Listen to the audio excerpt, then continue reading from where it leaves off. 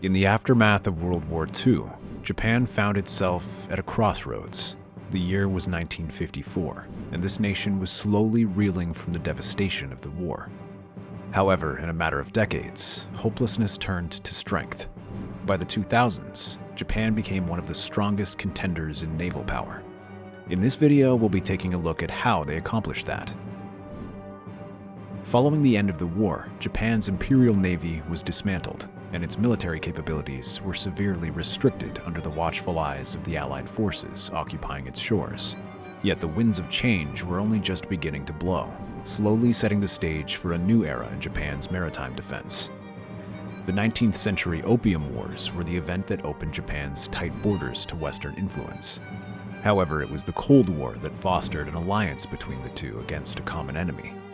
As communist threats began to loom mainly in Asia, particularly with the rise of China and the foresight of the Korean War, Japan, threatened by invasion, sought a security treaty with the United States in order to bolster its defenses. The treaty was signed in 1951, and it allowed U.S. forces to maintain bases in Japan. However, they were not obligated to defend Japan unless there was an immediate threat on their land. The threat came swifter than they could have predicted. In the same year, 1951, the Korean War ensued. North Korea, backed by China and the Soviet Union, sought to gain political and economic control over the South. The brewing conflict between the opposing nations opened the eyes of American policymakers, and they soon realized that if they were to ever contain North Korea's spread of communism, Japan's geographical position was indispensable. So as the political tension from the Cold War still hung heavily in the air and the Soviets' expanding influence loomed significantly, the United States began to build Japan's military power, not for the purpose of offense, but for defense. Strengthening Japan's military was no longer an option, but an absolute necessity. Japan Maritime Self-Defense Force, JMSDF, was born in 1954. But before it morphed into its defensive purpose, it started out as the Coastal Safety Force, CSF. This small naval force did not consist of towering warships with bristling cannons or heavy payloads that could cause lethal damage. It was simply made up of patrol vessels tasked with minesweeping and protecting Japan's maritime. The end of 1954 finalized American support for Japan's initiative of self-defense. The U.S. would provide funding and equipment to build Japan's naval arsenal. The National Safety Agency was also established to oversee the fledgling JMSDF. By the late 1950s, Japan's maritime fleet was advancing steadily, and shipyards, which were once the pride and joy of its Imperial Navy, had now been repurposed for the activities of the JMSDF. Japan's contractors and engineers, working with technical guidance from their American counterparts, began to design battleships. Japan was advancing steadily in the growth of its maritime arsenal, and soon, an opportunity came that would test its capabilities. In 1970, the Soviet Union's Pacific Fleet began encroaching on Japan's waters. The fleet was based in Vladivostok, located in Golden Horn Bay on Japan Sea. They slowly began exerting pressure in the surrounding waters, and although their incursions were not outright declarations of war, they were meant to challenge the growing American-Japanese alliance. Should it fail, the Soviets would waste no time claiming an opportunity to demonstrate their strength and once again seize dominance over Japan's much-contested waters. Strategically speaking, Japan's expansive archipelago served as a barricade.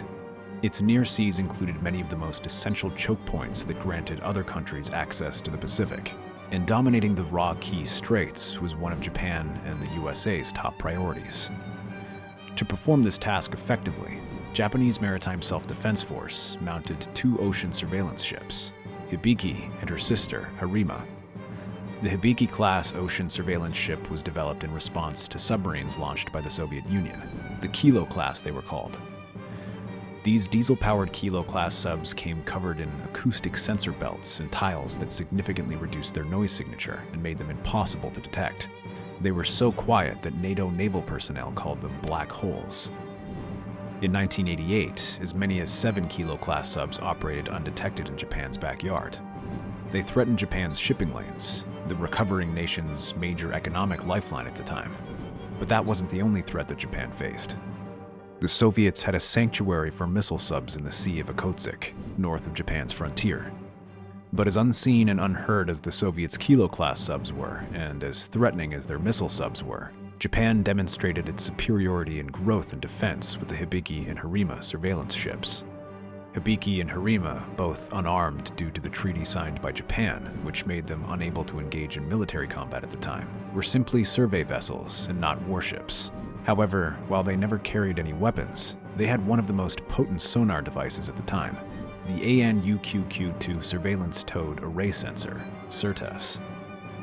These sensors extend long twin-line hydrophone arrays and can patrol for months, listening intently to long-range naval traffic. Just like Hibiki and Harima, much of SIRTAS was American-made and classified. To date, details of its effectiveness remain unknown to the public. But here's an interesting fact. The SIRTAS gained notoriety after several environmentalists blamed its modernization and highly effective low-frequency sonar for the cause of death of many marine animals. Like most American Victorious-class surveillance ships, Hibiki and Harima had a hydrofoil-like design known as swath, small waterplane area twin hull. This strange yet efficient configuration looked like two submarines supporting an oil rig. The bulk of the ship's displacement was underwater, while on top was a flat surface. This design was made so that the ships could ride at low speeds. Although Hibiki's design strayed a little from its American counterparts at its rear, it had a large aft helicopter deck to allow for resupply flights during long voyages. These voyages could cover a distance of 3,000 nautical miles, patrolling up to 60 to 90 days at a time. And because they could take on supplies from helicopters that could land safely on top of the ships, Hibiki carried logistical advantages with them. First of its class, Hibiki, which means echo in Japanese, started as a vessel for reflecting sound to map and track the location and movement of eluding enemy submarines. But its name had even more relevance as the ship came to do the same. Hibiki was the name of Japan's first all-welded ship, a Fubuki-class destroyer, which the Soviets took as a prize for winning the war in 1947. The Japanese chose this name for their new boat as a way of spitting in the face of the Soviets. While Japan is credited for building the ship's hull, Hibiki's tech was all American. The US spared no cost in making it the most sophisticated hydrophobic surveillance model anti-submarine listening device. After Hibiki entered service, Tokyo sent her to the US, where Washington paid to fit the vessel with the SIRTAS sonar system. In addition to their financial support, the US Navy spared 5 technicians per ship. The Hibiki-class ships emphasized stealth and endurance. With their unique hull design and quiet engines, they patrolled the sea. Complemented by the Harima-class vessels, which further specialized in anti-submarine warfare, ASW, focusing on nearshore surveillance and target identification. Even though post-war America guaranteed security over Japan's shipping lanes, Tokyo doubted Washington's willingness to act if it came down to it. The island nation was, and still is, heavily reliant on its overseas trade. They were transport vessels that carried essential food and fuel that powered the rebuilding of Japan's economy and infrastructure. These basic supplies were irresistible targets for the Soviets. These frights were a few of the things that fueled the JMSDF's growth. They needed to become more robust and more independent in tracking the Soviet subs. They needed to evolve. The United States offered immense help to Japan in their time of need, although not without its own benefits. Instead of being dismayed when Japan's naval force asked for independence from Washington, they encouraged it. In the late 1960s, the JMSDF finally designed their first submarine, the Yuzushiyo-class submarine, led by their first ship, JDS Yuzushiyo, SS-556. The submarine's design drew from American knowledge and technology. It was mainly modeled after the US Barbel-class submarine, although Japan added their own innovations. The Yuzushiyo class features streamlined hulls and enhanced sonar systems for navigation and target detection. Because of the treaty, they could not mount offensive weapons on the submarines. However, they demonstrated improved submerged endurance and speed, which was critical for outmaneuvering adversaries during high-stake operations. They also carried state-of-the-art systems for detecting and dealing with the eavesdropping Soviet submarines. The JMSDF focused on blending defensive and offensive capabilities into the submarines. They ensured that while they could easily detect enemy submarines, they could also evade detection. The Yuzhushio class featured a double-hulled structure crafted from NS-63 high-tensile steel, which enabled it to reach operating depths of 200 meters below sea level. The material ensured both durability and stealth, which was crucial for extended missions underwater. Its hydrodynamic teardrop-shaped hull also helped reduce drag, which enhanced the vessel's speed and maneuverability. Its propulsion system consisted of 2 diesel engines for surface travel and 240-cell batteries that powered electric motors needed for submerged operations. The Yuzhushio class was equipped to achieve a speed of up to 20 knots while submerged, which was a remarkable feature at the time. The Yuzhushio class subs excelled greatly in stealth. They had enhanced hydrodynamics that recurred their minimal acoustic signature to almost undetectable. They were the ideal surveillance vehicles. However, these subs were not without their challenges. They were pretty small, therefore the tight interval space limited the comfort of its crew, and the reliance on diesel-electric propulsion often constrained operational range.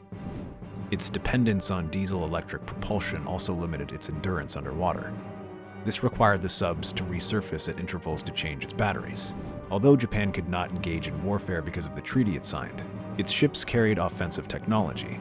Each Yuzhushio-class submarine was armed with 6 533mm bow-mounted torpedo tubes that were capable of firing 72 or Mark 37 torpedoes.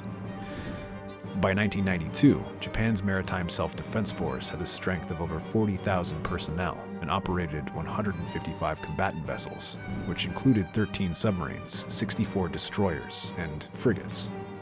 However, they never engaged in any battles or offensive operations with the Soviets or any threats.